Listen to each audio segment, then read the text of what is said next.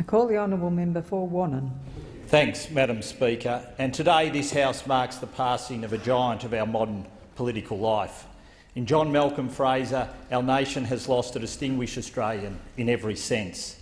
A passionate Liberal, a successful farmer, a devoted gardener, a talented angler and an extraordinarily skillful politician. When I met him for the first time, I was a student at Melbourne University and had been asked to present a paper on his government's policies towards Southern Africa at an international conference.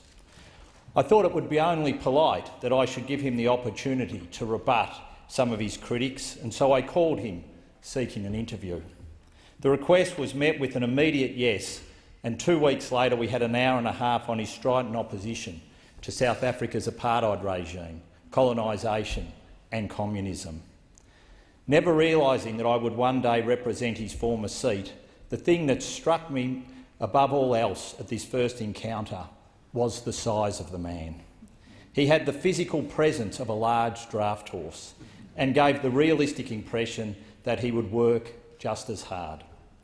In fact, the local press, when he became the member for Wannon in 1955, reported that he was both the youngest and the tallest member of Parliament.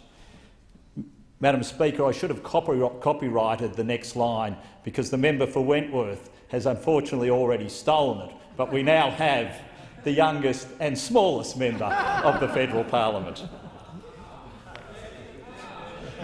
It's true. It's true. Malcolm Fraser approached politics with the same resolve as he did of life's challenges, with a belief in hard work and the individual. He had a self-deprecating sense of humour. As we all do, he used to love telling campaign stories, but in his case, only if it was at his own expense.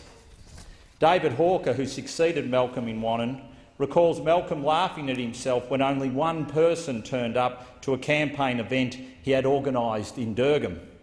Fraser suggested to the gentleman that they adjourn and have a chat across the road over a beer at the pub instead.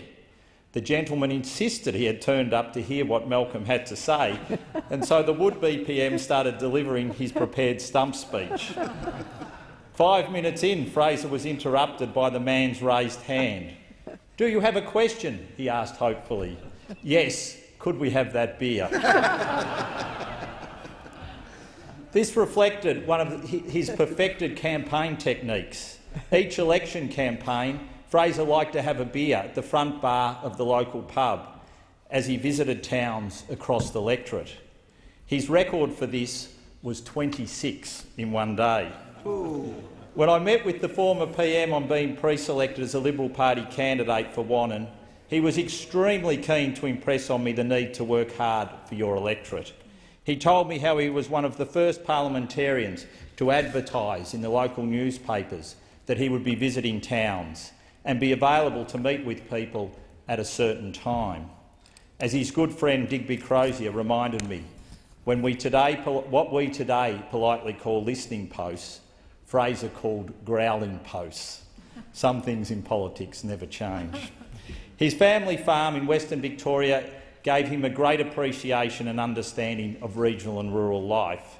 The news of his passing has been saddening for many Australians, but particularly so for the communities in his former home of Western Victoria, where, due to his tireless hard work on their behalf, he was a much-admired local member. Being a rural member was never lost on Malcolm.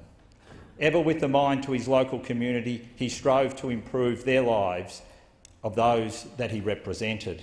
He campaigned personally for the upgrade of the Port of Portland. While the upgrade was primarily for getting more crops and cattle to ships, it has now allowed for further improvements that have brought cruise ships directly to the heart of Western Victoria. He also pushed for the establishment of an education institution in Western Victoria, which led to the Deakin University campus in Warrnambool. It now hosts over 1,300 students studying courses from arts and law to psychology and nursing. His loyalty to Wannon was never far from his mind in Canberra. Upon hearing that the television antenna on Black Mountain was to be taken down, he requested it be put up on Mount Dundas, north of Hamilton. This caused some controversy at the time, but certainly not with the viewers in Hamilton and surrounds, who before this had seen their local member on television with a large dose of, to them, very foreign snow.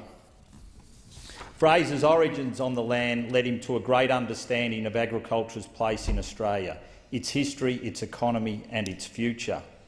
Clean, fresh food in abundance to feed them and a surplus of wool to clothe them, he believed. Unsurprisingly, his attitude made him a natural ally of the Country Party, where he made firm friends with Doug Anthony, Ian Sinclair, Peter Nixon and others. While still in government, Malcolm continued to run Nareen, where he established a well-regarded Simmental stud. One stock agent recalls that Big Mel was happy to turn a blind eye when enterprising agents labelled his bulls for sale from the Prime Minister rather than from Nareen, especially when it led to a premium being paid. When not running Nareen, Malcolm was often found angling in the rivers of the Western Districts and along its beautiful coastline. Those who accompanied him always delighted in his presence, particularly as he was known to bring one of Tammy's marble cakes as a thank you for getting him out of the house. When asked by the Portland Guardian, now the Portland Observer, in 1953 what persuaded him to run for Parliament as a Liberal, Fraser responded that every man had the right to go his own way unhampered as long as he did not interfere with the rights of anyone else. This commitment to the individual marked Fraser as a classical Liberal and remained an intractable part of his philosophy for the entirety of his life, a constant that was backed by hard work. Hard work was not an ethos for Fraser, it was a simple necessity for being human. When delivering this sentiment again as part of his 1971 lecture, he summarised Arnold Toynbee's 12-volume work into one sentence. Through history, nations are confronted by a series of challenges, and whether they survive or whether they fall to the wayside depends on the manner and character of their response. For Fraser, the response, which remains as true today as it did then, involved a conclusion about the past that life has not been easy for people or for nations, and an assumption for the future that the condition will not alter. Later in his career, he would remark that if you want the kind of Australia we want it to be, you are not going to do it on a 35-hour week. His legacy of contrast and complexity is best summed up in his role as the creator of both the Commonwealth Ombudsman and the Australian Federal Police, institutions that are at the forefront of recent discussions on national security. In establishing the Special Broadcast Service, he said, "We used to have a view that to really be a good Australian, to love Australia, you almost had to cut your links with the country of origin. But I don't think that was right, and it never was right."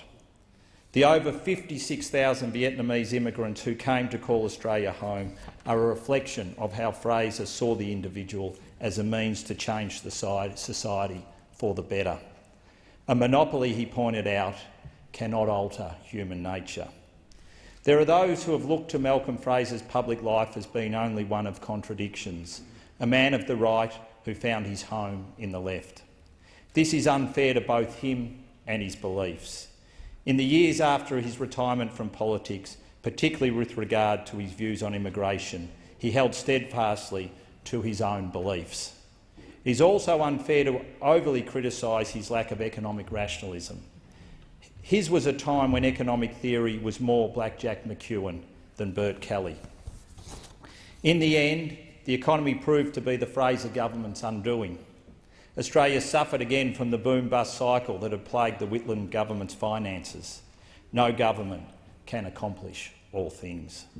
Instead, Fraser's great economic achievement was his application of financial restraint on the national budget.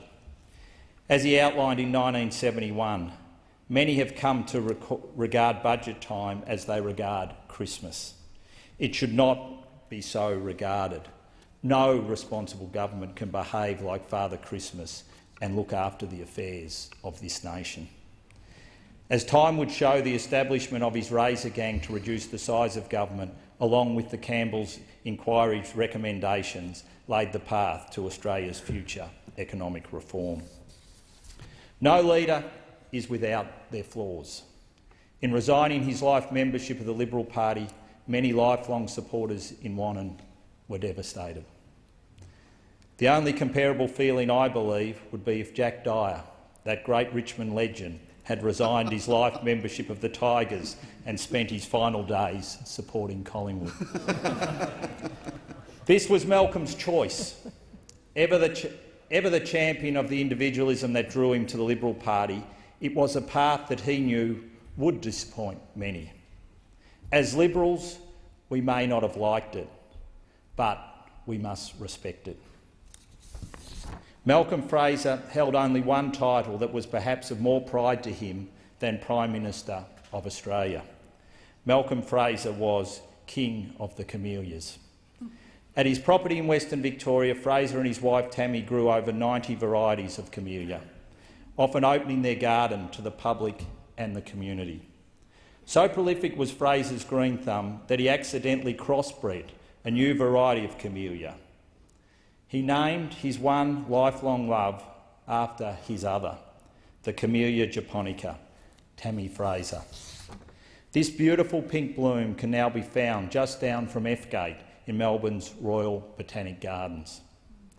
My thoughts are with those who knew this hard worker, classical Liberal, farmer, gardener, angler and extraordinarily skillful politician best, his beloved wife Tammy and their 4 children. Well said, mate.